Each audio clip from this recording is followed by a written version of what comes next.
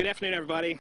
I want to welcome everybody out to the 2021 severe weather campaign kickoff event. My name is Kenny Garrett. I'm the Director of Emergency Management for Henderson County. Henderson County is no stranger to severe weather. Over my shoulder, if you look back that way, that line of houses is the area that was hit, along with this area, with the March tornado that happened a year ago this month. So, you know, we experience a full array of severe weather here, from ice storms to tornadoes to an occasional tropical storm will come and see us. So we kind of get a little bit of everything. But right now we got the experts here.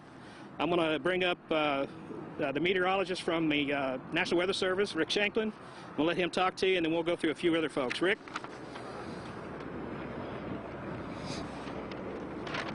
Thank you, Kenny. I appreciate that.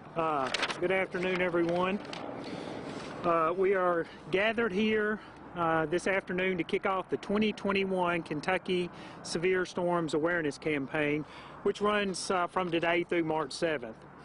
Thanks for coming out to help us highlight the importance of preparedness as we head into the spring severe weather season. It's when which is when we see the peak of our severe weather typically in a given year, even though we say our severe weather season runs year-round. Just yesterday we were reminded with active weather in our region. We flirted with some severe weather, including some tornadoes, but we did not escape flash flooding, especially to the south of here and the southern tier of counties across western Kentucky. So that serves as a reminder as temperatures begin to warm up as we go into the spring season of the increased prospect for severe weather. And then the event, you know, the reason we had the event here is that Kenny mentioned, this is along the track of the EF2 tornado of March 28th of last year. That tore a path 17 miles long across Henderson County. And then we had another EF2 with that same storm system that hit just up north of here into Warwick County. So both of those events remind us, again, of the severe weather threat as we go into the spring severe weather season. I'd like to give you a brief overview of the entity that plans and executes Kentucky's Severe Weather Awareness Campaign. And that entity is the Kentucky Weather Preparedness Committee. And it's been around for several decades, and there's actually 3 divisions to the state. And our committee that's putting this on here today, of course, is the Western Division of the KWPC. Its members consist of emergency management, the broadcast media, law enforcement, transportation, National Weather Service, and other partners. And it basically, you know, it's the people that are on the front line during severe weather. So our primary goal for this week is to educate Kentuckians on all things severe weather, from the different hazards that we experience, and we experience the full spectrum of hazards in our region, to the terminology and the technology that we use to inform people and sometimes to warn them of impending hazards. But it goes beyond the education. What we're really passionate about is people not just being educated, but they use that education to take protective action, whether it's from a tornado that's approaching their area, whether it's from a flash flooding, a flooded road that they know to turn around and not drive through a flooded road. We talk about turn around, don't drown. And then to protect themselves from any type of other severe weather, damaging thunderstorm winds, large hail, and that may include altering their plans for the day, you know, their travel plans, for example. One of the highlights of the week will be the Kentucky statewide tornado drill, and that's scheduled for Wednesday morning at about 9:07 a.m. Central Time. And what we'd like to see is that everyone that can actually use that time to go through their sheltering plan, just as they would for a real tornado, to go through those motions. The Kentucky drill will use the live TOR code that's used for the emergency alert system and for weather radios. And by using that, we'll be able to fully test the communication infrastructure that sends out severe weather warnings for our region. including, again, through the emergency alert system and the weather radios, and that will allow individuals to ensure that their weather radio is going to receive an actual tornado warning, that is programmed correctly, that is functioning correctly. I'd also like to mention that we have campaigns and drills in the other states that we serve and that some of you all cover. We have the Missouri and the Illinois campaign that's also this week. The Missouri and the Illinois drill is tomorrow morning at 10 a.m. Then we have the Indiana campaign that's March 14th through the 20th, with the drill being on March 16th at about 9:15 a.m. Central Time. Complete information on all of the campaigns and the drills, you can find that on our website, weather.gov/PAH, and look under news headlines at the top of our front page of our website, and you can find that. Probably some of the media has that listed as well. And last, regarding the drills, what we'd really like to see too is people voluntarily commit to participating in the drill. And there's a way you can do that, and that is go to our website, tack on I Will Tornado Drill. So weather.gov/PAH/I Will Tornado Drill. And we just know that if people will do that, just take that real brief step of doing that, they're much more likely to actually participate in the drill, which is what we're shooting for here. So with that, at this time I want to turn it over to Christine Welgus, who is the lead forecaster and the assistant warning coordination meteorologist at the National Weather Service in Paducah. And to be frank, she's done a lot of the heavy lifting to get ready for the campaign this year. And she's going to share a little bit more with you on some of the details coming up this week on the campaign.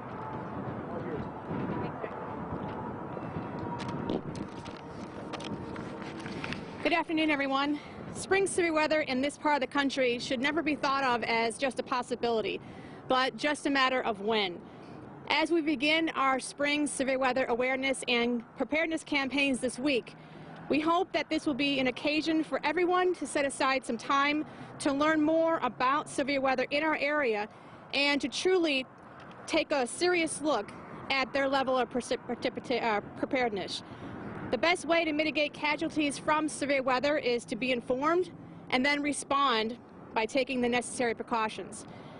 The National Weather Service in Paducah hopes to aid in this endeavor by sending out several informative graphics to our social media platforms, Facebook and Twitter, each day of the campaign alongside our partners in emergency management, media, and other sectors.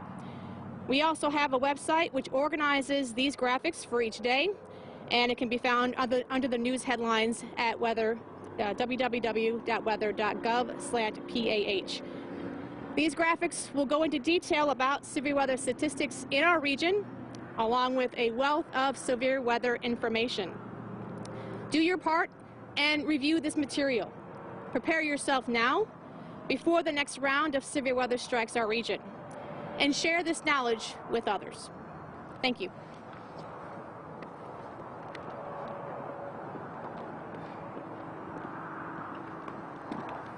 Hello, Pat Hardesty with Kentucky Emergency Management. As we're talking about our severe weather campaign, I want to expound a little bit further on the partnerships between the local media, the Department of National Weather Service, Kentucky Emergency Management, and the local emergency management, Henderson County. Henderson County has been a longtime partner of the Severe Weather Preparedness Program. They are what we call a severe storm weather-ready community. That means they have met the criteria for preparedness as it relates to storms and public awareness. So with that in mind, I'd like to give a round of applause just to Henderson County and for what they do for severe weather preparedness and how the changes they've made have made the community safer. Thank you.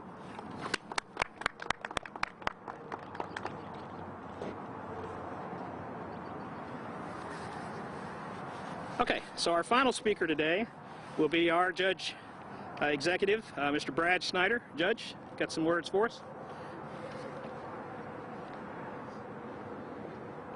Thank you, Kenny. It's really nice to hear Pat Hardesty say those nice things about Henderson County, and a lot of the credit, much of the credit goes to Kenny Garrett and how seriously he takes his position. And I'll tell you this, as prepared as we try to be, the truth is every year we lose people to severe weather. We lose Henderson County citizens to severe weather. And as my friend Wayne Hart will tell you, every spring is a roller coaster ride in the Ohio Valley. And so I'm really hoping that people here take this message to heart, that they understand that they can participate in this drill on Wednesday, and that they use that information to protect themselves, because as much as we talk about the damage severe weather does, it's the fatalities that really break hearts, and anything we can do to avoid those, we want to do. So I hope everybody participates. I really appreciate the representatives from the state being here today in the committee. We will vow to do everything we can in local government to help, and I know with leaders like Kenny Garrett and the rest of the first responders who are here, hopefully we can get through this spring with no other accidents, and we'll just take it as it comes, but I know we'll be prepared. So thank you very much. Okay, so I lied. He wasn't the last one. The last one coming back up is someone that everybody knows around here, and that's Mr. Wayne Hart from Eyewitness News. He's going to come up and talk to us a little bit. Wayne? Thank you, Kenny. Yes, sir. Appreciate the invitation to be here this afternoon. I've known Rick for 27 years, worked with his office in Paducah, and many of his co-workers for over 10, 15 years. And when it comes to getting severe weather messaging out to the public, it is a team effort between the Weather Service, media, emergency management, and then trained spotters. And everything, when you work as a team, that's when we have successful stories when it comes to getting the information out and warning people so they can get to safety. And it was a bit of a roller coaster ride for us on the 28th of March of last year when these tornadoes went through Henderson County. We're up on the northeast side of Henderson here on Marywood Drive, and I was in that night. We had most of our team there anticipating severe weather. Weather Service put out the warning for Henderson County. We tracked it moving eastward, had a good signature, was pretty confident where it was going, and all of a sudden we take a major power hit at the station and didn't realize what was going on because we were watching this go down the Audubon Parkway. And so we're knocked halfway off the air. We're on the air, but we have no studio lights, so people can't see me on the green screen. I get out in front of our big monitor. Joe Bird gets his iPhone out and turns on the flashlight, and that was our lighting while I was tracking that storm. And finally, we get power back, and as we're getting full power back, the warning goes out for Warwick County. But it was very confusing because we weren't expecting anything up that far north. And indeed, there was a circulation across the river from Newburgh. We were able to get that information out and warn the people in Warwick County. But going back and looking at the data, turned out that the second tornado actually developed right over top of our station. And that's why we think we lost the power. So it kind of caught us by surprise.